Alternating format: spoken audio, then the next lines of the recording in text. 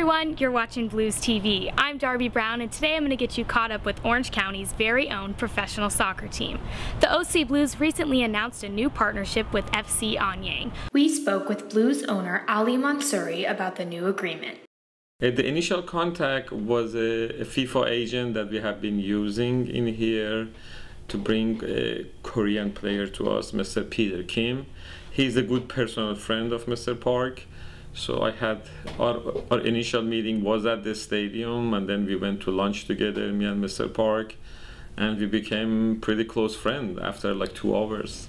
접고 조금씩 들어가고 있습니다. 계속해서 골! 1대1 동점!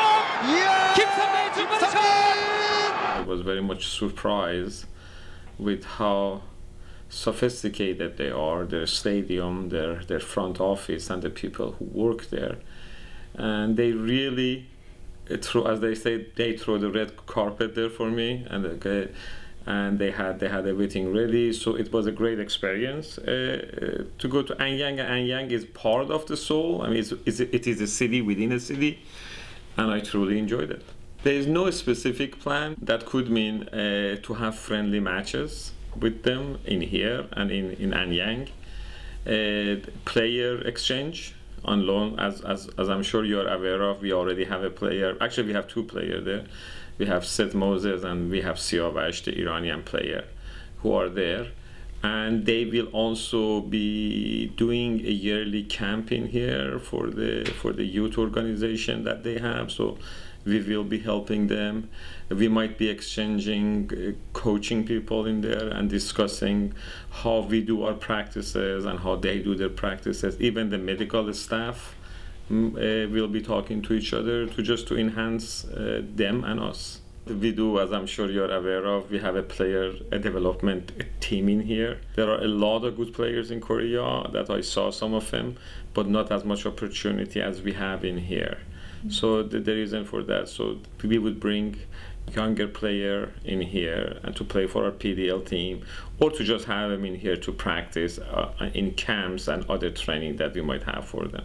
Anyang FC is not a privately owned team, it's a governmental team that's owned by the city. So bringing young Korean player here and have a youth camp in here, we would be able to have a lot more fans on the Korean part, which would help the club a whole lot. We sat down to go in depth with midfielder Luka Petrečević. Here's a little preview of the full profile that we will be releasing soon. My name is Luka Petrečević. I'm from Podgorica, Montenegro, and I'm a central midfielder. Montenegro is a small Mediterranean country, like really small. It's 700,000 people. So I would say it's maybe 5th or 6th smallest country in Europe, after, of course, San Marino, Andorra, Liechtenstein, and all those really small countries. But Montenegro has like a really long history, and we take a lot of pride in it. There's a lot of empires that were crashed, that were leftovers, that stayed in Montenegro. Turkish Empire, Italian empires, even French empires where Napoleon was coming to Montenegro, but Montenegro was never ever conquered in its own history. So I guess that's the maybe reason I'm so tough at the field and all. Playing, like you said, defensive midfielder or central midfielder, you have to be aggressive on every single ball. You have to be strong. You have to not only be strong in duels and like challenges and all, you have to be strong with the passes, with the ball. You have to be aggressive even with your teammates sometimes, just to direct them where they're gonna be, where they're gonna run. It's a tough position, but that's what I love it. Since I was 5, since I started playing with the boys outside, when the coach saw me play in front of my building where we have all the fields and all, then he invited me to join his soccer academy, and that's how I started. And from that moment I knew what I'm gonna do for the rest of my life. It's a pretty good call. I love what I do. The Blues will be back at Anteater Stadium this Saturday for a game against the Vancouver Whitecaps too. Let's take a look at the game highlights from the last match against the Whitecaps. Had nobody but him and Miranda. Petrečević sprays it over to the far side. Slogger, Ramirez Really should have done better. Keons floats it in, but it's headed away.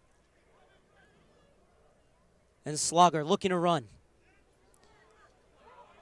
Gets past the first man. Able to get the cross off, but it's a weak one in the end. Good 80-yard run, and Slogger. Sampson does well to bring it down. Quick 1-2 with Sando. Filipovic was there, and now Sampson could be in real trouble. He's already on a yellow, and he stamped on Filipovic. And Sampson is off in the 34th minute. And that is going to be a huge game changer here, Mark. Similar situation, 50-50 ball coming with the studs up. It's been a good shift so far for Sandu. He's appeared in every match, his second start. Slogger this time has a chance to cut inside. Dean does a great job, but Slogger still with it, plays it across. It's the opening goal for the Blues, and it's the captain, Crittenden, who finishes it off.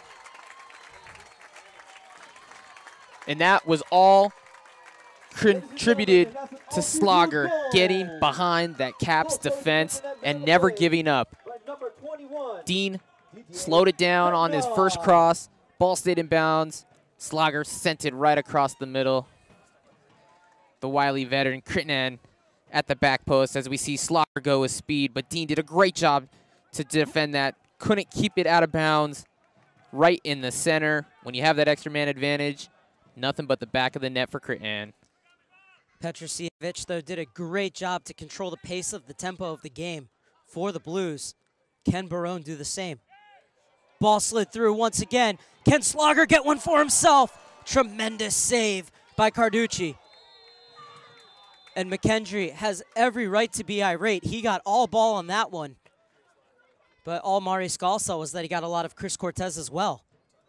And now Crittenden with perhaps a chance for his second goal. This one could come from the set piece.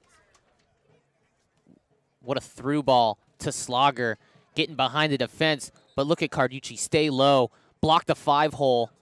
Slogger tried to get nifty, put it between the wickets of Carducci, but he did a great job of stopping that angle. Gotta love the selfishness right there by Slogger. That's what they want from him. Go and attack that goal. As Cortes on that rebound was able to earn a free kick. And as you said, a lot of ball, but a lot of man as well. Cortes and Crittenden are the main protagonists in this plot.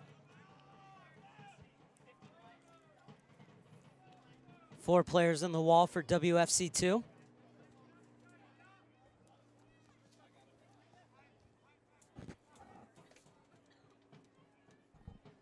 It would be Cortes on his left or Crittenden with his right. And it's going to be Crittenden.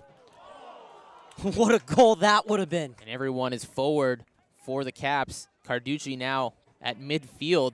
So anything that gets punched out, he's sending it back in. They're going to try and steal a point here on the road, Mark, as they've been playing with a man down for nearly 65 minutes. It's an outswinger from the far side. Downward header. And doing just enough was Miranda. Griffiths pushed off it, but able to make the clearance was McCracken. The Caps coming in wave after wave of attack. And now the Blues can break. A chance to ice this game, perhaps. Cortes running on tired legs. Holds it up, sees Walker. And somehow it finds him. Out of sight, out of mind. The Blues have wrapped up all 3 points, courtesy of substitute Amani Walker. Cortes takes that ball all the way to the 18-yard box. Walker did a great job holding his run as he was streaking up the left side to meet up with Cortes. Ball finds his feet through the defense somehow as Cortes just takes this as far as he could go. Amani Walker, great job holding his run. Whitecaps, feet just too tired. Walker puts that in the roof past Carducci. Well, they had that opportunity to slow it down. Just couldn't do it. The Orange County Blues get their first win of the 2015 season, and it comes at the expense of WFC2. We will see you all this Saturday at UCI's Anteater Stadium at 7 p.m. Thanks for watching Blues TV. We'll see you next time.